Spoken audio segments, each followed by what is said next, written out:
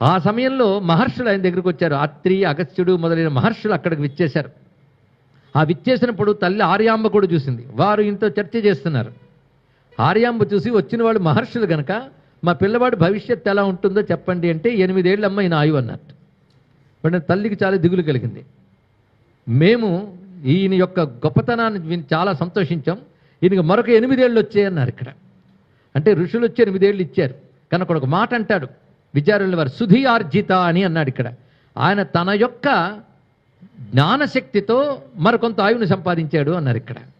అంటే అర్థం ఋషులు అక్కడ వచ్చి మాట అనడం ఒకటి, తనదైన తపశక్తి అంటే మనకు ఆయువు ఎంతున్నా మన సాధన వల్ల అది పెంచుకోవచ్చు అనే మాట కూడా దీనిలో కనబడుతుంది. ఉపమన్యువ్వలనే అలా ఈ మహానుభావుడు మరొక 8 ఏళ్ళు 8 ఏళ్ళు అని సద్వినియోగపరుచుకున్నాడు. ఆ ఋషులు ఇచ్చిన మాటలో ఒక సందేశం ఈయనకి మాత్రం అర్థమైంది.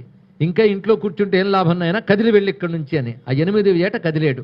కదలడానికి అమ్మని విడిచిపెట్టి వెళ్ళరాదు, అదొకటి ఉన్నది. దానికి ఒక శాస్త్ర నియమం తీసుకున్నాడు. ఆతుర సన్యాసం తీసుకున్నాడు ఇక్కడ. ఈ ఆతుర సన్యాసం కథ మనకు తెలిసినదే. మొసలు పట్టుకోవడం, అక్కడి నుంచి నేను సన్యాసం స్వీకరిస్తే మొసలు విడిచిపెడుతుంది అన్నాడు. అంటే మరణం ఆసన్నమైనప్పుడు నేను సన్యాసం స్వీకరించానని మానసికంగా అంటే ఒక విధంగా అతడు మరణించాడే అనుకోండి ముక్తి పొందిపోతాడు. ఒకళ్ళు బ్రతికిపోయాడే అనుకోండి సన్యాసిగానే ఉండి తర్వాత ముక్తి పొందుతాడు. ఇది ఆతుర సన్యాసం అనే గురించి శాస్త్రం చెప్తుంది. ముందు ఆతుర సన్యాసం అంటే తెలియాలి కదా. అయితే ఒకవేళ తిరిగి బతికిపోతే ఆ సన్యసించానంటే సన్యాసం మరొక జన్మ, అంటే ముందు జన్మ అయిపోయినట్టే కదా.